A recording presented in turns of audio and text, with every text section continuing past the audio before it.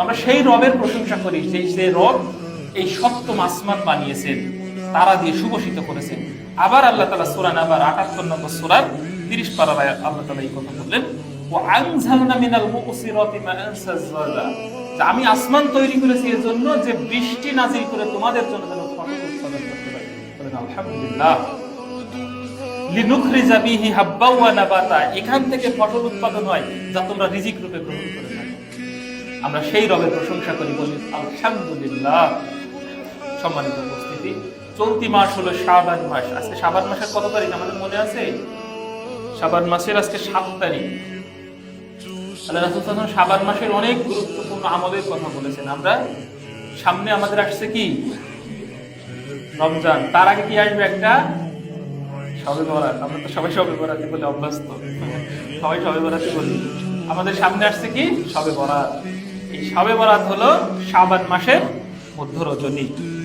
তো আল্লাহ রাসূল সাল্লাল্লাহু আলাইহি ওয়াসাল্লাম এই শবে বরাতের এই দিনটাকে বা এই রাতটাকে হাদিসের ভাষায় বলতেন লাইলাতুল নিসফে মিন শাবান, শাবান মাসের মধ্য রজনী। হাদিসে শবে বরাত বলতে কোনো শব্দ নেই, কোরআনেও নেই, হাদিসেও নেই। নামাজ শব্দটা কোরআনেও নেই, হাদিসেও নেই। রোজা শব্দটা কোরআনেও নেই, হাদিসেও নেই। এটা এগুলো হচ্ছে ফার্সি শব্দ। তবে বলা জায়েজ আছে, আমরা বাড়াবাড়ি করব না, বাড়াবাড়ি করব না। আমরা বুঝতে পারি যে নামাজ বলতে সালাতকেই বোঝানো হয়, এই রোজা বলতে সিয়ামকেই বোঝানো হয়। আমরা বাড়াবাড়ি করব না, তবে আমরা চেষ্টা করব সুন্নাহ সম্মত কথা বলার জন্য। আল্লাহ তাআলা এটাই বেশি পছন্দ করেন, বাড়াবাড়ি করা পছন্দ করেন না। এই শাবান মাসের অনেকগুলো আমলের মধ্যে আল্লাহ রাসূল সাল্লাল্লাহু আলাইহি ওয়াসাল্লাম বেশ কয়েকটি আমল করতেন। আম্মা জান আয়েশা রাদিয়াল্লাহু তাআলা আনহা বলতেন যে আল্লাহ রাসূল সাল্লাল্লাহু আলাইহি ওয়াসাল্লাম শাবান মাসে এত পরিমাণ রোজা রাখতেন, আমরা হয়তো মনে করতাম যে রমজান মাস চলে গেছে। সুবহানাল্লাহ।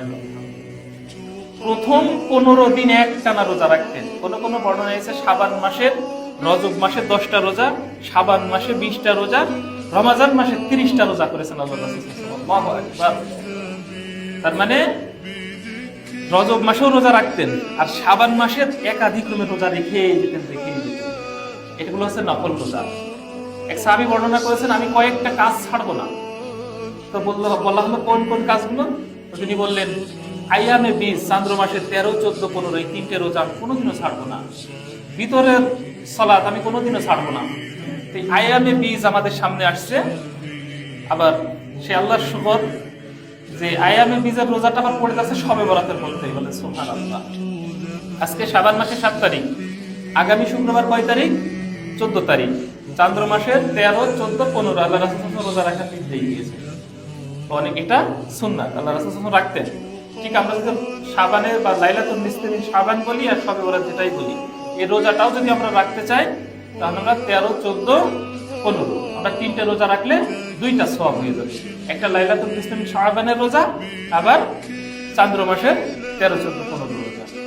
দেখেন ইবাদতের মধ্যে যে কত মজা আর ইবাদতের মধ্যে যে কত ফজিলত আমরা জানি না বলে তাই করতে চাই না। আল্লাহ রাসূল সাল্লাল্লাহু আলাইহি ওয়াসাল্লাম বলছেন, যদি কেউ ফকির মিসকিনকে খাওয়ায়, একটা কাজ করলে 3টা সওয়াব। আমার সাথে সবাই বলেন, একটা কাজ করলে কয়টা সওয়াব? 3টা সওয়াব। কাজটা কি? ফকির মিসকিনকে খাওয়ানো। কাদেরকে খাওয়ানো? ফকির মিসকিনকে খাওয়ানো। নাম্বার 1, তাহাজ্জুদ নামাজ পড়লে যে সওয়াব, ফকির মিসকিনকে খাওয়ালে সেই সওয়াব। সুবহানাল্লাহ। নাম্বার 2, নফল রোজা রাখলে যে সওয়াব, ফকির মিসকিনকে খাওয়ালে সেই সওয়াব। সুবহানাল্লাহ। নফল হজ আমরা কি করি? উমরা করি না? উমরা করলে যে সওয়াব হয়, ফকির মিসকিনকে খাওয়ালে সেই সওয়াব হয়। আল্লাহ রাসূল নিজে বললেন এই কথা। তার মানে আমরা আমাদের যদি বাসাতে আগন্তুক বা ফকির আসে, আমরা অনেক সময় নাক ভেঙে দিই না, যে এখন হবে না বাবা, ফেরো গো, এই করো করো। তা আমরা যদি জানতাম সারা বছর তাহাজ্জুদ পড়লে যে সওয়াব, এই শীতের ভিতরে কোন আল্লাহর বান্দা আছে যে কম্বলটা সরিয়ে এই ঠান্ডা পানি দিয়ে ওযু করে তাহাজ্জুদ পড়বে? খুব কমই তো আমরা আছি না? এই সওয়াবটা ফকির মিসকিনকে খাওয়ালে সেই সওয়াব। সারা বছর নফল রোজা করলে, বিশেষ করে আরাফাতের দিন, তারপরে হচ্ছে যে সওয়াবগুলো আছে, যে লাইলাতুল নিসফে মিন শাবানের রোজা, তারপরে আশুরার রোজা, এই রোজাগুলো করলে সেই সওয়াব, এই ফকির মিসকিনকে খাওয়ালে সেই সওয়াব। আপনার আর্থিক সম্ভাবনা নেই উমরা করার, আপনি উমরা করতে পারছেন না, একটা ফকিরকে ডাক দেন, মাথায় হাত দিলে কিছু খাওয়ান, এই উমরা সওয়াব। আমরা জানি না বলে করি না। আল্লাহ তাআলা পারতেন না যে ফকিরকে আপনার জায়গায় যে আপনি ফকির হয়ে কারো বাসায় হাত পাততে পারতেন না? গত সপ্তাহে বলেছিলাম আল্লাহ কি বলেন, কোন আর কিছু করা লাগে? আর করা লাগে না। আমাদের দেশে কিছুদিন আগে এই যে কয়েক বছর, গত বছরে মানে বঙ্গবাজারে আগুন লাগলো না? আগুন লেগে কি সব শেষ না? তুরস্কে যে ভূমিকম্প হলো, 3টা বাড়ির মালিক 3 মিনিট পরে 3টা রুটি হাতে নিয়ে দাঁড়িয়েছে, তার কিছুই নেই। আর আল্লাহর অসাধ্য কিছু আছে? তো এই ফকির মিসকিনকে খাওয়ালে ঠিক তেমনই সওয়াব। তো শাবান মাসের আমল এবং গুরুত্ব বর্ণনা করতে আল্লাহ রাসূল সাল্লাল্লাহু আলাইহি ওয়াসাল্লাম বলছেন যে এই শাবান মাসে, আমাদের আয়েশা রাদিয়াল্লাহু তাআলা বর্ণনা করছেন যে শাবান মাসে আল্লাহ রাসূল সাল্লাল্লাহু আলাইহি ওয়াসাল্লাম খুব রোজা রাখতেন। রোজা রাখতেন না? রোজা রাখতেন, এমন ভাবে রোজা রাখতেন মনে হতো যে রমজান মাস চলে এসেছে। শাবান মাসের অনেক গুরুত্বপূর্ণ কাজ হয়েছে, ইসলামের ইতিহাসে ঘটেছে। আল্লাহ রাসূল সাল্লাল্লাহু আলাইহি ওয়াসাল্লাম যখন মক্কা থেকে মদিনায় হিজরত করলেন, নামাজ পড়া হতো কোন দিকে ফিরে?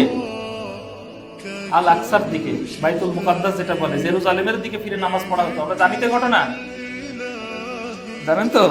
মাশাআল্লাহ। আল্লাহ রাসূল সাল্লাল্লাহু আলাইহি ওয়াসাল্লাম কিন্তু আমরা যে পশ্চিম বা কিবলার দিকে ফিরে নামাজ পড়ি, আল্লাহ রাসূল সাল্লাল্লাহু আলাইহি ওয়াসাল্লাম কিন্তু মক্কা থেকে যখন মদিনায় আসলেন তখন আর কিবলার দিকে নামাজ পড়তেন না। আল্লাহ তাআলা তাকে নির্দেশ দেননি, তিনি আল আকসার দিকে বা বাইতুল্লাহর দিকে তিনি ফিরে নামাজ পড়তেন।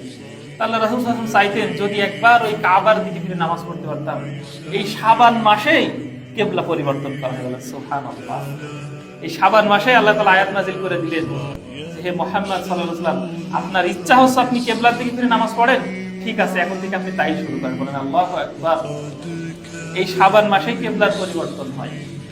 এই শাবান মাসে কিবলার পরিবর্তনে একটা হাদিস আছে যেমন যে এক সাহাবী রাস্তা দিয়ে হেঁটে যাচ্ছে, তিনি দেখছেন সাইডে কিছু সাহাবী আসরের সালাত আদায় করছেন। কোন সালাত? আসরের সালাত বা আসরের নামাজ আদায় করছেন। তিনারা বাইতুল মাকদিসের দিকে অনুসরণ করেই সালাত আদায় করছেন। তিনারা তখন রুকুতে। তখন সেই সাহাবী বলছে যে যারা আল্লাহ এবং আল্লাহ রাসূলের প্রতি বিশ্বাস রাখতে চায়, আজকে আয়াত নাজিল হয়েছে, আল্লাহ রাসূল সাল্লাল্লাহু আলাইহি ওয়াসাল্লাম আমরাও ফজরের নামাজ পড়েছি কিবলার দিকে, সুতরাং তোমাদেরও দায়িত্ব এখন থেকে কিবলার দিকে নামাজ পড়ো।